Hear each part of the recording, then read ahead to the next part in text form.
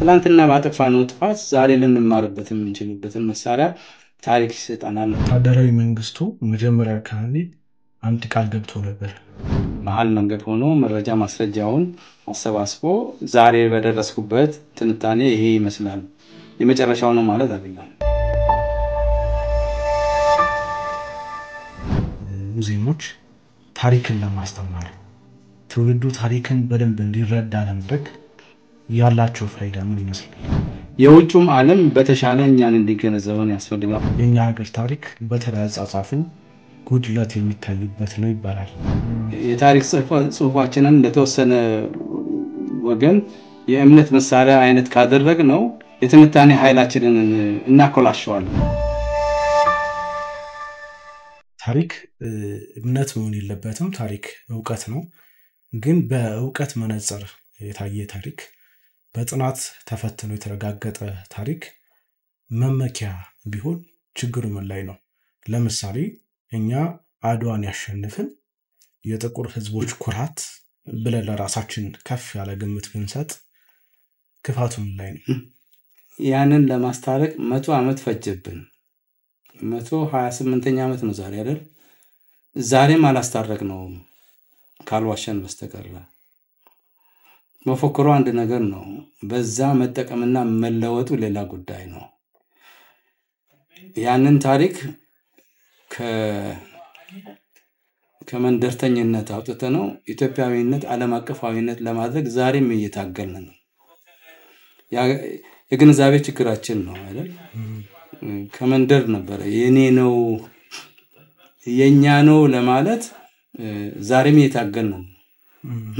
ሰው ይሰቃይበታል፣ የሚሞትበትም ጊዜ ነበር አይደል? የኛ ነው ብለን ካል የሁላችንም ነው። የኔ ብቻ ከሆነ ነው ትግልን ማድረግበት። የኔ ብቻ ስለሆነ አንተ አትጠጋብኝ የሚለው ችግር ዛሬም እያየነው ነው። ከ128 ዓመት በኋላ የአድዋው ጦርነት ውጤት ኢትዮጵያን ለልማት መሳሪያ ማድረግ ነበረበት፣ አላደረገም። ለማኝ እስከሆንክ ድረስ የአድዋው ጦርነት ይደበዝዝብሃል። ራስን እስካልቻልክ ድረስ ማሸነፍህ ደካማ ይሆናል። ስለዚህ የአድዋው ጦርነት በጦር ሜዳ እንዳሸነፍ በልማት ሜዳም በኢኮኖሚ ሜዳም ማሸነፍ ነበረበት። ለምን አላሸነፍክም ነው ጥያቄው። ቀዳዳዎቹ ምንድናቸው? መስተካከል ያለባቸው በዛ አይነት ምን ተነትነው ከሆነ ታሪኩ ይጠቅመናል፣ ፉከራውም ይጠቅመናል። ከዛው ግን ይቻላል የሚል ስነ ልቦና ያስታጥቀናል። ጥሩ ግን እንዳልኩ ነው በአድዋውም ውጤት ይቻላሉ በኋላ የመጣ ነው። ምንም አይደለም። እና ኃይሌ በሩጫ አሸንፎ ይቻላል ብሏል። አድዋን እንዳሰላነሳው ነው። በዛ እየተማርን ነው፣ ገና አልተማርንም ባይነኝ። በተኛ ዓመት ስናዘጋጅና 28ኛው ዓመት ተከታትየዋለሁ እና ኢቮልቭ እያደረገ ነው፣ እየተቀየረ ነው። ከመንደርተኝነት ከግለሰብ ወጥቶ ቀስ በቀስ ኢትዮጵያዊ ከኢትዮጵያም አፍሪካዊ ዓለም አቀፋዊ ለማድረግ ጥረት ነው የያዝነው። ገና አልሆነም፣ ገና ነው። ገና ለ130 ሚሊዮን ህዝብ ሰርቬይ ብናደርግ የሚሰጠን መልስ የሚቸግር አይነት ነው ብዬ ነው የማስበውና መፎክሩ አንድ ነገር ነው፣ ግን ተግባራዊ አድርገን መጠቀም መቻላችን ደግሞ ሌላ ጉዳይ ነውና መንቃት አለብን። እንደ እምነት ሳይሆን ቅድም እንዳልኩ መንቃት አለብን። አድዋ ትልቅ መሳሪያችን ነው፣ የሚካድ አይደለም። ተጠቀምንበት ወይ ስንል ገና አሁን እየተረዝዳ ነው። አሁን አድዋው ቦታ አለ፣ አሁን ሚዜሙ አለ፣ ሐውልቱ አለ። ሚዜም ውስጥ እንወያያለን፣ እንከራከራለን፣ እንጋጫለን፣ እንጣላለን፣ እንታረቃለን። ጥሩ ነው ያ መንፈስ መምጣ። ሚዜሙ አለ፣ ሚዜም ያናገረናል እና ግንዛቤያችን ካለብን ጉድለቶች እንዴት ነው የምንወጣው ብለን ቅጭታችንን እልሃችንን ስበራችን መጋጨት ሳይሆን ለልማት የምናውልበትን ሁኔታ ካላማቻችን ገና ካድዋ አልተማርንም ማለት። ታሪክ ሀብት ነው እና ይህንን ታሪክ እርሱ እንዳነሱት መጠቀም መቻል አለብን። ቅርስም ደግሞ ሀብት ነው። ቅርስ ላይ ለብዙ ዘመናት ጥናት ምርምር እንደሰራ ሰው እንደሰራ ምሁር ኢትዮጵያ የቅርስ ሀብቷ ምን ያህል ነው? ምን ይመስላል? ቀደም እንደመነሻዬ እንዳሳየው ከሰው ልጅ መገኛ እስካሁን አለን እዚሁ ነን እና ከምናምን ሚሊዮኖች ዓመት እስከ ዛሬ ያለው የሰው ልጅ አሻራ በጣም ሰፊ ነው። የተፈጥሮ ሀብታችን ደግሞ እንደዛ በጣም ሰፊ ነው። የባህላችን ውጤትም እንደዛው በጣም ሰፊ ነው። ባህሉ ስንል ቁሳዊ ያልሆነውን ጨምረን አንድ ላይ ስናየው ደግሞ በጣም ድንቅና የሚማርክ ነው። ይሄንን እኛም ተጠቅመንበት ለቱሪዝም በስርዓቱ አልተጠቀምንበትም። ሁሉ ጊዜም ማነሳለው የሰው ልጅ መገኛ የሚለው ቃል ብቻ 1 ሚሊዮን አይደለም 1 ቢሊዮን ቱሪስት ለኢትዮጵያ ይገባታል ባይ ነኝ። ምክንያቱም የሰው ልጅ ከየት መጣው የሚለውን ነገር የሚተረጎምለት በኢትዮጵያ ምድር ነው። ያንን አካባቢ አሁን እነዚህ ቅሬቶች የሚገኙበትን ጥናትና ምርምሩን ሳይወድል ለጉብኝት ክፍት ብናደርገው ከዚህ አካባቢ ነው የሰው ልጅ መነሻው ብሎ በደንብ ፓኬጅ ማድረግ ብንችል እርግጠኛ ነኝ ለ1 ቢሊዮን ህዝብ ጆሮም ገባ ይመስለኛል። እና ያንን ለማየት ደግሞ አቅሙ ያለው መምጣቱ አይቀርም አቅም ኖሮን ማስተናገድ ከቻለ። ስለዚህ በደንብ ፓኬጅ ማድረጉ ሪሶርሱ አለ ያለን የፈጣሪ ጸጋ በስርዓቱ መጠቀም መቻሉ ላይ ነው። ለዛ ድርጅት ዝግጅት የሰው ኃይሉ ኢንፍራስትራክቸሩ የመሳሰለው ነገር ትልቁ ፈተናችን ነው። የተወሰነ እንቅስቃሴዎች ተጀምረዋል፣ በቂ አይደሉም፣ ብዙ ይጠብቀናል። እና እነዚህን ካሟላን ቅርሳችንን ብቻ በመሸጥ መኖር እንችላለን። ይሄንን በስርዓቱ ፓኬጅ ማድረግ ብንችል ለ130 ሚሊዮን ህዝብ የሚሆን ገቢ ማመንጨት እንችላለን። እና ይሄንን በስርዓቱ ሁሉም አምኖበት የሚያስፈልገው ድርጅት ኖሮ የሰው ኃይሉም ተደራጅቶ ኢንፍራስትራክቸሩን ቦታ ሆኖ ግንዛቤውም ከፍ ብሎ የህዝቡን የዓለምን ህዝብ መቆስቆስ የምንችልበትን ነገር ብናዘጋጅ አሁን ኤአይም መጥቶልናል። ሌላውንም መሳሪያ ተጠቅመን በስርዓቱ ከተጠቀምንበት እርግጠኛ ነኝ የቱሪስት ፍሰቱ በጣም የሚገርም ይሆናል። እንደ ምሳሌ አሁን ነጃሺ ቱርኮቹ ካዘጋጁት በኋላ 300,000 ቱርኮች ለመምጣት ዝግጁ ነበሩ። 300,000ውን በ10 አመት እንኳን 30,000 ቢመጡ ለዛ አካባቢ የሚመጣውን ጸጋ አስበው። አሁን ላሊበላ ነው ትልቁ፣ ከዛ የተሻለ ቱሪስት ፍሰት ይኖረው ነበር ማለት ነው። እና ያልሸጥናቸው ሀብቶች በጣም ብዙ ናቸው። ፈጣሪ ጸጋውን አፍስሶብናል። መጠቀም ቻልን አልቻልንም ሌላ ጉዳይ ነው። እና ለዛ ትብብር ያስፈልጋል፣ መቻቻል ያስፈልጋል፣ የፖለቲካ ብስለት ያስፈልጋል። የኢኮኖሚው ሂደት ላይ ሁሉም አስተዋጽኦ ማበርከት አለበት። እነዚህ ነገሮች ሲቀናጁ ነው ቱሪዝም ደህና የሚሆነው። ምክንያቱም ሰላም ከሌለ ቱሪስትን ማሰብ ያስቸግራልና የሰላም ችግሮቻችን የውስጣችንም የውጭውንም ሁኔታ በደንብ ተገንዝበን መፍትሄ መፍጠሩ የግድ ነው ማለት ነው። እና ቅርሶቻችን ትልቅ መሳሪያዎቻችን ናቸው። ፕሮፌሰር አህመድ ዘካሪያ በታሪክ ላይ በርካታ ጥናትና ምርምሮችን አድርገዋል። ታሪክን ጥንቅቅ አድርጎ እንደሚያውቅ ምሁር ኢትዮጵያና ኢትዮጵያዊነት በታሪክ ውስጥ ምን አይነት መልክ አላቸው? ኢትዮጵያ ምድሯን ካየነው የአፍሪካ ቀንዱን ካየነው የሰው ልጅ መራኮቻ መነሻ ነው። ከዛም በኋላ የቀይ ባህር እና የአባይ የስልጣኔዎች ምንጭ ናቸውና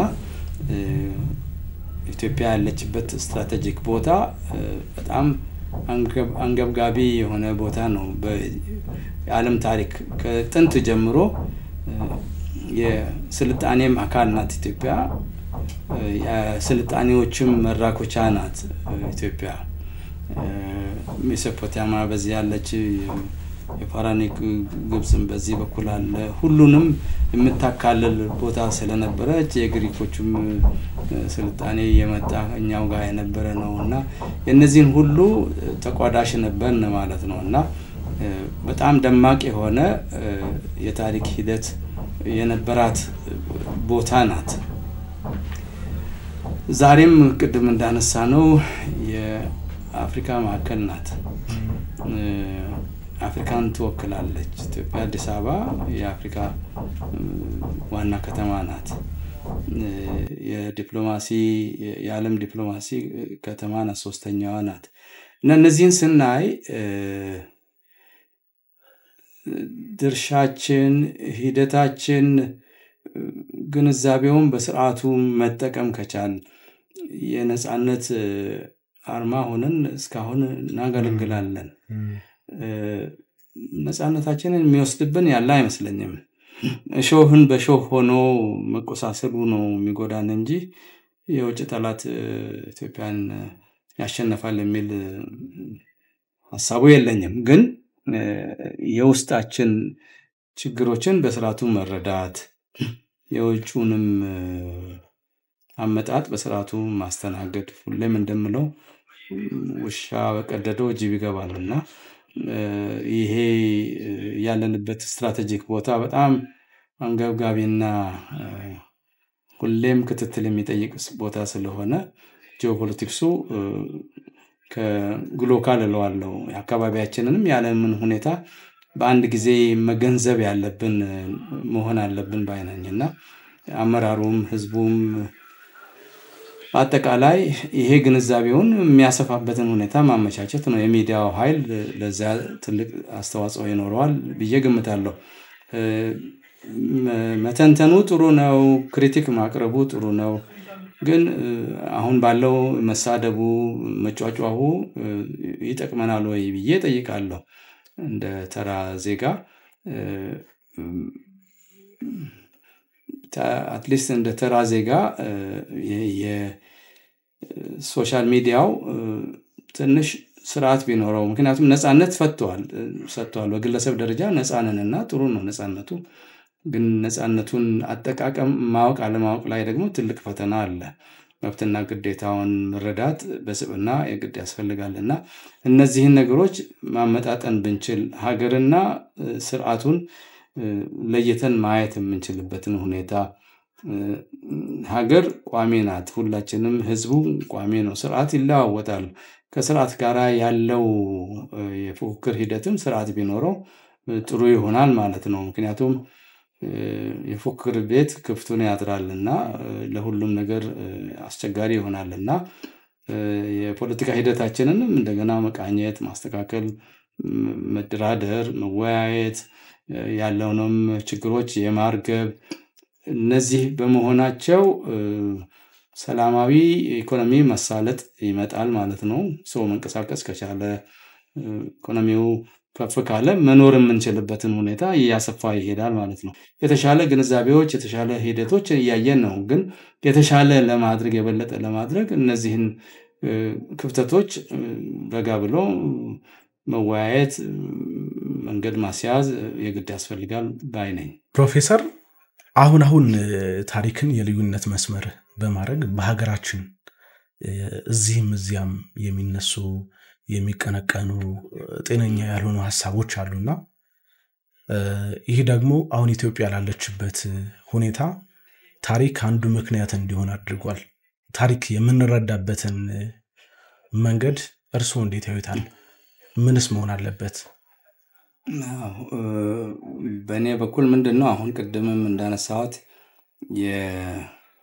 የስልጣን ጥያቄዎችን በስርዓቱ መተንተን የሚጠይቅበት ጊዜ ደረሰ ይመስለኛል። አሁን 700 ዓመት በላይ የሰለሞን ስርወ መንግስት ብለን ነበረ።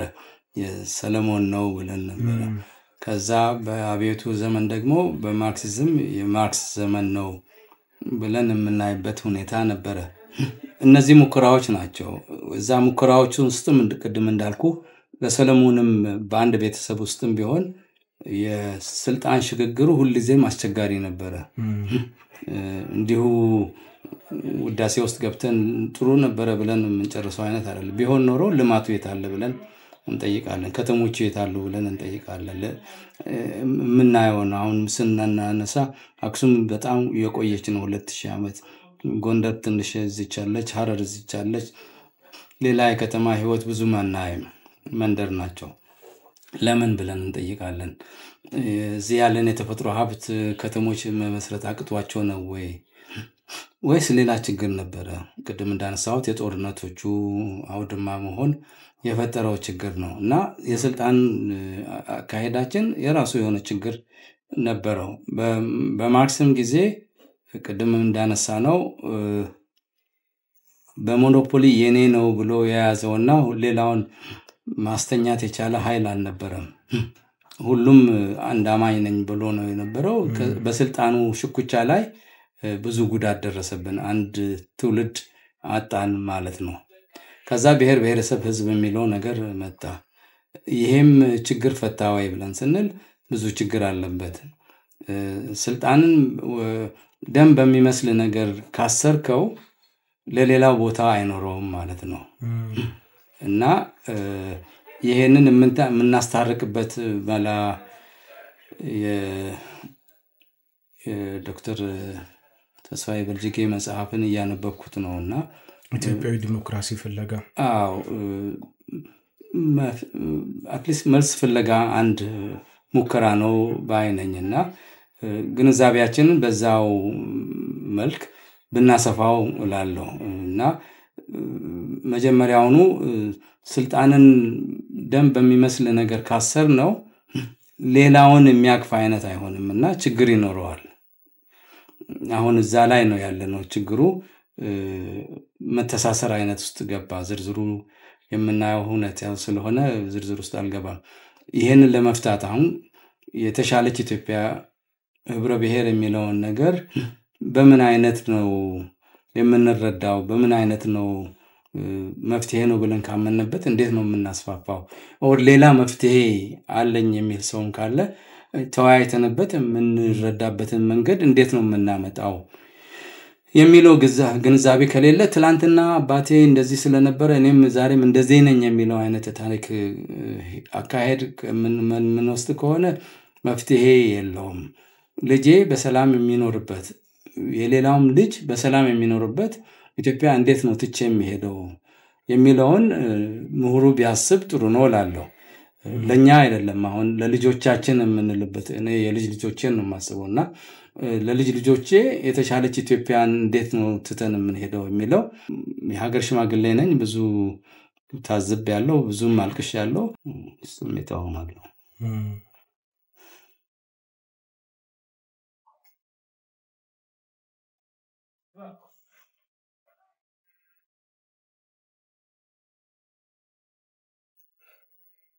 በቃ ይሄኛውን ሐሳብ ወደ ቀጣይ ነው።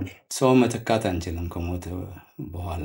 የፖለቲካ ልሂቃን ቁጭ ብለው መነጋገር ኢትዮጵያን ባካለለ መልክ ኢትዮጵያ ትልቅ ናት፣ ከግለሰቦች የላቀች ናት፣ ዘላቂም ናት። ግለሰቦቹ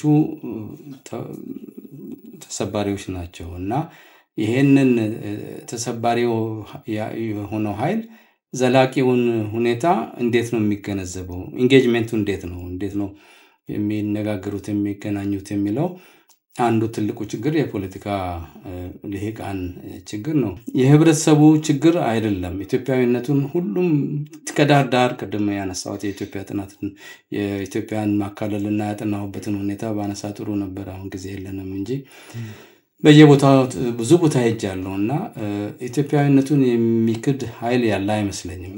የተወሰኑት ልሂቃን የተወሰነ አስተሳሰብ ሊኖራቸው ይችላል። ግን ህዝብ ተራ ህዝቡን በየቦታው ሄጄ በተገነዘብኩት ሁኔታ ኢትዮጵያዊነቱን የሚክድ ኃይል የለም። ለዛ የሚሆን አስተዳደር ይጠይቃል። ለዛ ፍትህ ይጠይቃል። የኢኮኖሚ ድርሻውን ይጠይቃል። የመሳሰለውን ነገር ነውና የሚጠይቀው። እነዚህ የተጠየቁትን ጥያቄዎች በስርዓቱ ለመመለስ አንዱ ትልቁ ችግር የፖለቲካ ልሂቃን ቁጭ ብሎ ኢትዮጵያን ችግር መነጋገር መቻል አለመቻል ላይ ነው የሚያወጣነጥነው ማለት ነው። ስርዓቱ ካልተመሰረተ ኢኮኖሚውም አይመጣም እና እዚህ ያለው ችግርን ለመፍታት ብዙ ስራ ይጠይቃል ማለት ነው። እሱ ከተረጋጋ ብዙ ነገር ማረጋጋት እንችላለን። የውጩንም ጫና መረዳት ያስፈልጋል። እውነት እኛ ከተስማማን የውጩን መቀነስ እንችላለን፣ ማዳከምም ሙሉ በሙሉ ነፃ መሆንም እንችላለን በሂደት። ግን የውስጣችን ክፍተት ካለ የውጩ ኃይል በጣም የጠነከረ ይሆናል እና እነዚህን ነገሮች አሁን የምንገነዘብበት ጊዜ ነው ብዬ አስባለሁ። በቂ ጉዳት አድርሰናል። ባለፉት 60 ዓመት ብዙ በጣም ከበቂ በላይ ጉዳቶች አድርሰናል እና ያ ጉዳት የሚያስተምረን ትምህርት በመገዳደል ልማት እንደማይመጣ ተረድተናል።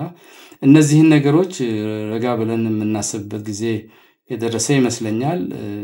በታሪክ ግንዛቤያችንም ወደ እውቀት የምንቀይርበትም ጊዜ የደረሰ ይመስለኛልና ተስፋ አድርጋለሁ እንሻገራለን። ብርሃንም ፊታችን እየታየ ነውና ለዛ በሰላም ከሰራን የተሻለች ኢትዮጵያን ለልጆቻችን ማውረሱ የሚቸግር አይመስለኝም። እንደው በኢትዮጵያ ታሪክ ውስጥ ኢትዮጵያዊነት ጎልቶ የታየበት ደግሞም የኢትዮጵያ ልዕልና ልቆ የወጣበት የታሪክ ክፍል የትኛው ነው ይላሉ? ኢትዮጵያን አለማስደፈር ነው እላለሁ። የአድዋው ትልቅ ነው። ከዛም በኋላ የሶማሊያም የወንድማማቾች ጦርነት ነው ይመረኛል። ግን እንደ ኢትዮጵያዊነት የሶማሊያም ጦርነት ትልቅ ምሳሌ ነው። በለውጥ ዘመን ነው ጦርነት የተካሄደው። ኢትዮጵያ በጣም በተዳከመችበት ጊዜ ነው የነበረው ሂደት። 300,000 የገብሬ ጦር ነው ደሙን ከስክሶ አጥንቱን ከስክሶ ደሙን አፍሶ የኢትዮጵያን ነፃነት ማስጠበቅ የተቻለበት ሁኔታ የተመቻቸው። የውጭ እርዳታ የምንጠይቅበት ጊዜ የደረስንበት ሁኔታ ነው እና ይመራል። ግን ነፃነትን ማስጠበቅ ተችሏል በተወሰነ መልክ። በኢትዮ ኤርትራም ጦርነት የወንድማማቾች ጦርነት ነው። እዛም ቢሆን የደርግ ወታደር ተብሎ የተበተነው ነው እዛ ሄዶ ሀገሩን ያስጠበቀውና የውጭ ጠላት ሲመጣ ኮት አንኮት የውጭ ጠላት በምንለው ሁኔታ ያው እንደ ሁኔታው የሚተረጎም ነው። ኢትዮጵያን ለመጠበቅ በቂ ኃይል አለ። ኢትዮጵያን ነፃነት ለማስጠበቅ ልጆቿ በቂ ናቸው። ልማት ማምጣቱ ላይ ነው፣ መተባበሩ ላይ ነው፣ የውስጥ መተባበር ላይ ነው ድክመታችንና እዛ ላይ ብዙ መስራት አለብን ባይ ነኝ። እንደው በተለይ ታሪክን ተከትሎ በመጣ ችግር ውስጥ የምሁራን አስተዋጽኦ፣ የምሁራን ምክክር ያስፈልጋልና ኢትዮጵያ አሁን ላይ በኢትዮጵያ የሚታዩ አንዳንድ የፖለቲካ አስተላለፎች መሰረታቸውን የኋላ ታሪክ ላይ አድርገዋልና አንዳንድ ፖለቲከኞች እወክለዋለሁ የሚሉትን ህዝብ ለማሳመን ታሪክን ይጠቀሙበታል። ይህ ደግሞ ትውልዱ ታሪክ ላይ የጋራ መግባባት እንዳይኖረው ከማድረጉም ባሻገር ትውልድና ታሪክ እንዲጋጭም ምክንያት ሆኗልና ትውልዱንና ታሪክን ለማስማማት በተለይ ከምሁራን ምን ይጠበቃል? አፍሪካን አንድ ለማድረግ ነው ህልማችን። 2063 አጀንዳ የአፍሪካ አጀንዳ የኢትዮጵያ ልጆች የአፍሪካ ልጆች አንድ ይሆናሉ። የዩናይትድ ስቴትስ አፍሪካ ትመሰረታለች የሚል ትልም ነው ይዘን የምንሄደው። በዚህ ሂደት ውስጥ የውስጡም የውጭም ተባብሮ አይነት ወይንም የውጩ ግፊት በጣም በርትቶ ይሄ ህልም እውነት እንዳይሆን እየሞከሩ ነው ያለው። ባለፈው 30 ዓመት ውስጥ የአፍሪካ ቀንድን ሁኔታ ስናይ የመከፋፈል አዝማሚያ ነው የምናየው። ኢትዮጵያ ኤርትራን አጣች፣ ሱዳን 2-3 ቦታ እየሆነች ነው አሁን ባለበት ሁኔታ። ከዛም የባሰ ሊሆን ነው። ሶማሌ 4-5 ቦታ ተከፋፍላለች። ኢትዮጵያም እንደገና እንከፋፈል የሚለው ኃይል አለ። ይሄንን ለምሁራኑ ለልሂቃኑ የምጠይቀው ጥያቄ በመበታተን ጥቅሙ ምንድነው? ጥቅም አለው ምን? አሁን ኤርትራ ተበትናለች፣ ግን ከትላንትናው የተሻለች አይደለችም። ዛሬ ያለችበት ሁኔታ ሶማሊያ ተበታትናለች፣ የተሻለች አይደለችም። ኢትዮጵያም የተሻለች አይደለችም፣ ምክንያቱም ኢትዮጵያን በማጣቷ የመጣውን ጣጣ እንገነዘባለን። እና ሁላችንም አጣን፣ ተበደን። ሱዳንም እንደዛው ሳውት ሱዳን ሄደች፣ አሁን ዳርፉር፣ ሌሎችም እንከፋፈል የሚሉበት ሁኔታ ውስጥ ነው ያለነው። እና አፍሪካን እስከዛሬ በደላት የበርሊኑ ኮንፈረንስ ባውንደሪ ዛሬም ያመረቀዘ ቁስል ሆኖ እያሰቃየን ነው። ከሶማሌ ጋር ያለን ጦርነት የዛ ምክንያት ውጤት ነበረ። የኤርትራም ጦርነት የዛ ምክንያት ጥያቄ ነው። የሱዳንም ችግር የዛው ጊዜው ነው። ያንን የበርሊን ስብሰባ ላይ የመሰረቱት በሽታ ከመቶ ምናምን ዓመትም አፍሪካ መፍታት አቃታት። ህልሟ ግን ዩናይትድ ስቴትስ ኦፍ አፍሪካ ለመመስረት ነው። ግን በሂደት የትላንትናው የኮሎኒያል ባውንደሪ ችግር እያባላን እንደ መጥፎ አይነት ቅርጫ ስጋ እንደገና እንድንመከፋፈል ግፊት አለ። ለዚህ ምሁሩ ምንድነው መድኃኒቱ? ይሄንን ሲናሪዮ ይቀበለዋል ወይ? መከፋፈሉ ይታየዋል ወይ? አሁን ባለፈው 30 ዓመት ነው የሆነ ይሄ ሁኔታ። ሜንታሊ መቀበል አለብን። እውነትም ተከፋፍለናል ወይ ብሎ ማሰብ አለበት። ከተከፋፈልንስ በኋላ 30 ዓመት ጠቀመን ወይ?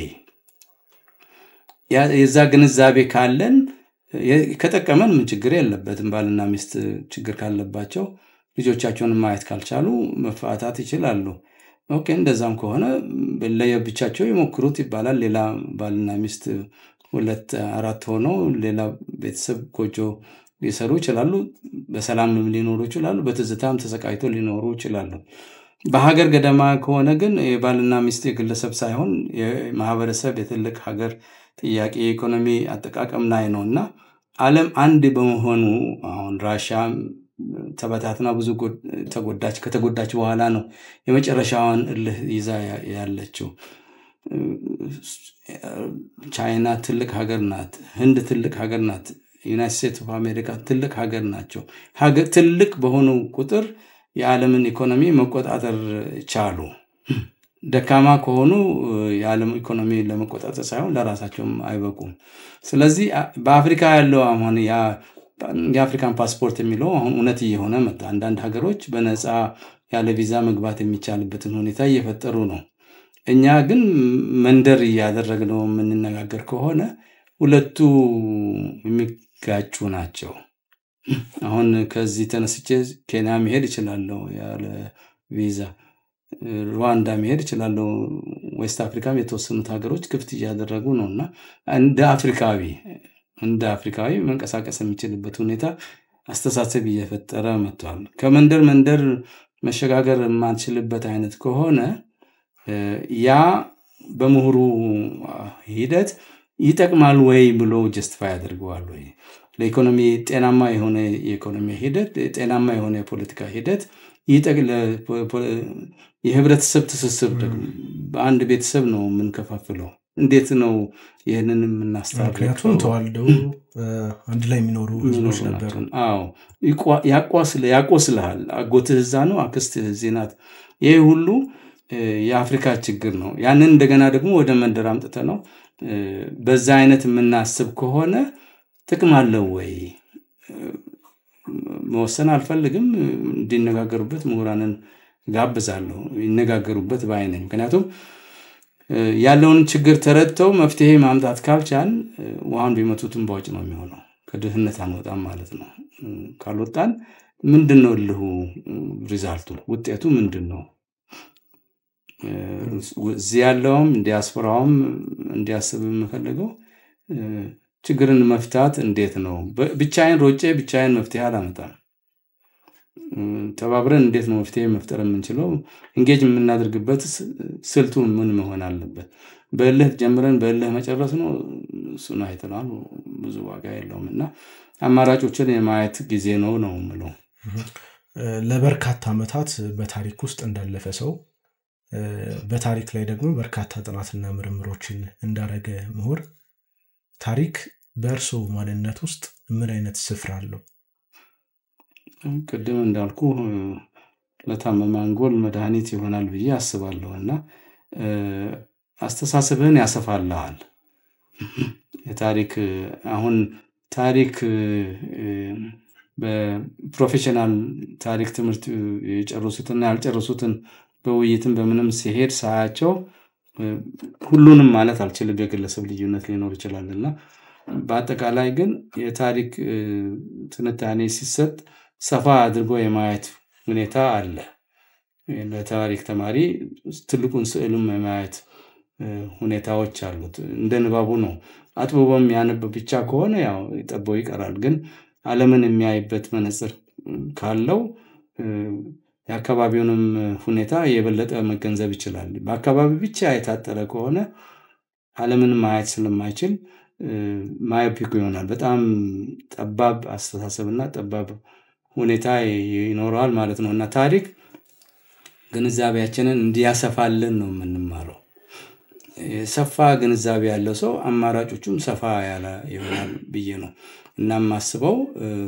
በየትምህርት ዘርፉ ታሪኩን ተምሮ ለችግራቸው በየዘርፉ መፍትሄ እንዲሆንላቸው ይጠቅማል ተብሎ ነው የተወሰነ የታሪክ ዕውቀት የሚማሩበት በየዘርፉና ታሪክ የተሻለ ሰው ሊያደርግህ ይደግፋል ብዬ አስባለሁ። እንደው እንደ መጨረሻ ጥያቄ ላድርገውና አሁን ላይ አንዳንድ ፖለቲከኞችና የማህበረሰብ አንቂዎች የሚያቀነቅኑት የታሪክ ስብራት በእውነትስ የታሪክ ስብራት ነው ወይ ደግሞ ቅድም ሲነሳ እንደነበረው በእውቀት መነጽር አይተውት ሳይሆን እምነት አድርገውት ነው ወይ? እንደ የታሪክ ስብራትስ ካለ እንዴት ነው የሚጠገነው? ከማን ምን ይጠበቃል የሚለውን የእርስዎንም ምክር ሐሳብ እንስማ እስኪ። እኛ በ8 ቢሊዮን ህዝብ ውስጥ 130 ሚሊዮን ህዝቦች ነን። 8 ቢሊዮን ህዝቦች ይጋጫሉ፣ ይጣላሉ፣ ይታረቃሉ፣ ይለማሉ፣ ያድጋሉ። ከዛ ውደት ውጭ አይደለንም። እኛ ዩኒክ አይደለንም። የተለያየ ትንሽ ልዩነቶች ቀለም ቢኖረንም በስብና የሰው አካል ነንና ችግር አፈታታችንን ማምረር ውስጥ ላይ ነው አሁን ችግሩ ያለውና ይሄንን የመረረውን ስሜት እንዴት እናለዝበዋለን? እንዴት እናስታርቀዋለን? ትላንትና አባቴና አባቴ ሊጣሉ ይችላሉ። እናንተ አብረን መኖር የሚከለክለን የለም። አሁን ደም ማድረቅ የምንለው በጋብቻ ነው አይደል? ደም መላሽ አለ። 7 ዘራም ዘር የሚጠብቅና ልግደል ብሎ የሚዘጋጅ በዛው አካባቢ ደም ማድረቂያ ደግሞ ጋብቻ መንገድ ይመጣና ሁለት ቤተሰብ በጋብቻ ታርቀው ያንን ደም መላሽነቱን ያረግቡታል እና ህይወት ትቀጥላለች። ሰው ተጋድሎም ይታረቅና በሰላም ይኖራል።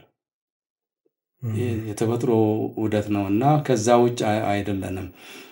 ግን የእልህኛ ሆነን በየጊዜው ጥራኝ ዱሩ አይነት ስሜቱ እንዴት ነው የምናለዝበው? እንዴት ነው የምናስተናግደው? በሂደት ያመጣነው የተፈጥሮ ዕውቀትና ጊዜ የሰጠን ዕውቀትን ቀምመን እንዴት ነው ይሄንን እልህ መቀነስ እና እልህም ቢኖረን ለሌላ አይነት ችግር መፍቻ መሳሪያ እንዴት ነው የምናደርገው ላይ ብናውለው ጥሩ ነው። አሁን የታሪክ ትንታኔያችን ከሌ ሳይሆን ልማታችን ላይ የነበረው ማነቆዎች ምንድን ነበሩ? ያንንስ ማነቆ እንዴት ነው የምንፈታው? ከበሬ እስከ ትራክተር እንዴት ነው የምንመጣው የሚለውን ሂደት እንዴት ነው ማሰረጽ የምንችለው? በበሬ ሂደት ያለውን 130 ሚሊዮን መቀለብ አይቻልም። ብንፈልግም ማለት ነው አስቸጋሪ ነው የሚሆነው። ስለዚህ ትራክተር በሚያስፈልግበት ቦታ ትራክተር መግባት አለበት። በሬም የሚያስፈልግበት በጣም ጥቂት ቦታ በሬውም ሊያገለግል ይችላል።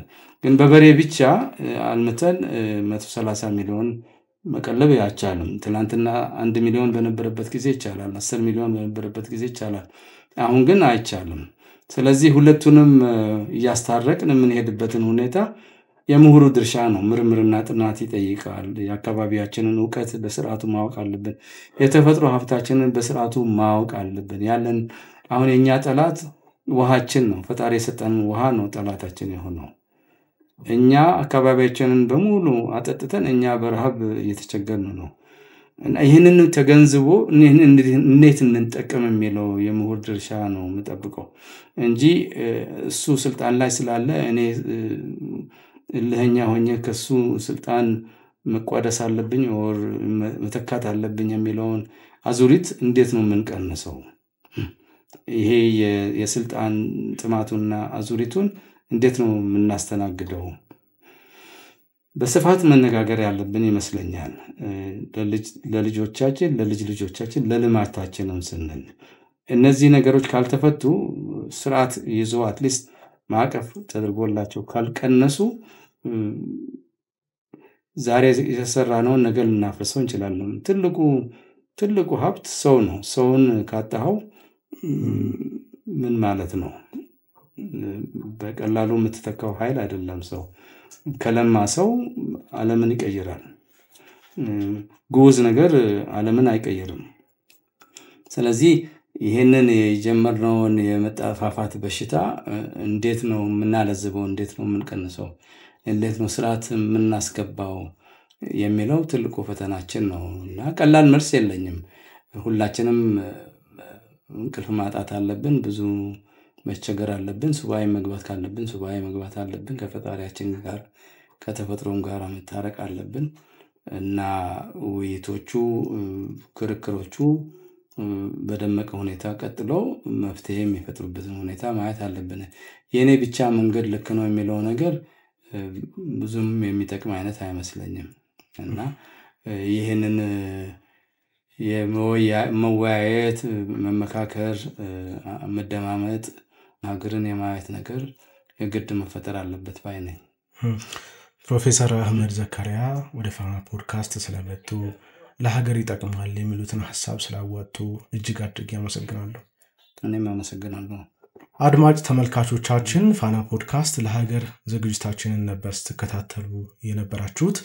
እናንተም ለሀገር ይጠቅማል የምትሉትን ሐሳብ በሐሳብ መስጫ ሳጥን ማስቀመጥ ትችላላችሁ። አብራችሁን ስለነበራችሁ እጅግ አድርገን እናመሰግናለን። ጤና ይስጥልን።